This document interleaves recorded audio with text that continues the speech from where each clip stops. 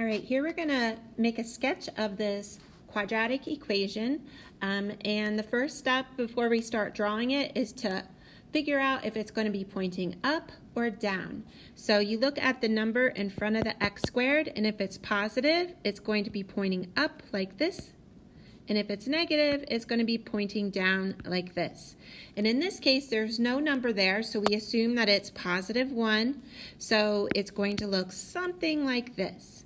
So in order to get some more points so we can actually graph it here on our axes, we need to find the axis of symmetry. And the axis of symmetry is that line that slices our parabola right down the middle. It's that invisible line that cuts it in half. So our axis of symmetry can be found using this formula.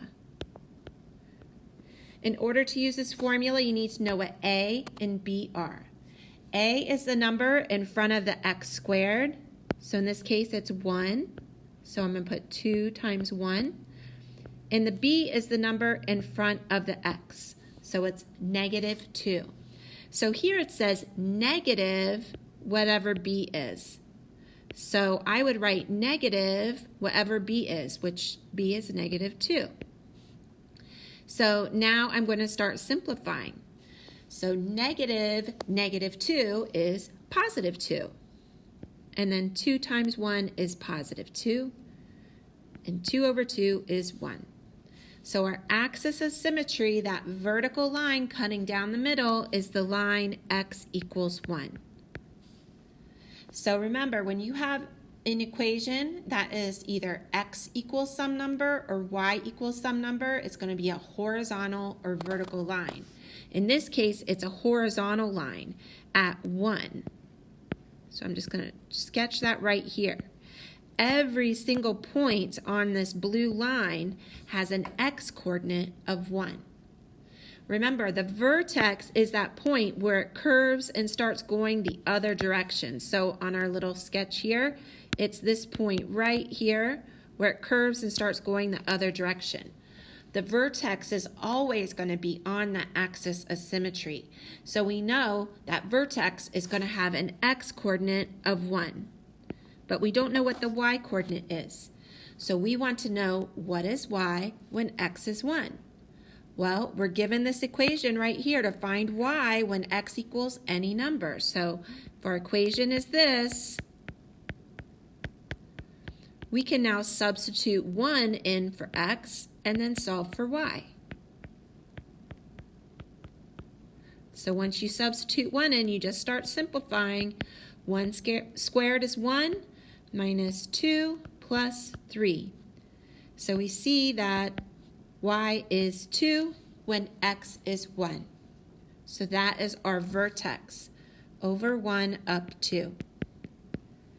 Now to have one more point, we're going to find the y-intercept. The y-intercept is where our graph intersects or intercepts the y-axis, which is the axis going up and down. So any point on the y-axis, if you think of these coordinates, every point on the y-axis has an x-coordinate of 0. Like this is over 0 up 2. This is over 0 up 1, over 0 up 3. All of the points on the y-axis, all of the y-intercepts have an x-coordinate of 0.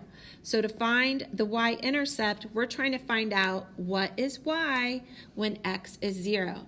So just like with the vertex, we're just going to go to that original equation, and now we're going to substitute in y or 0 for x.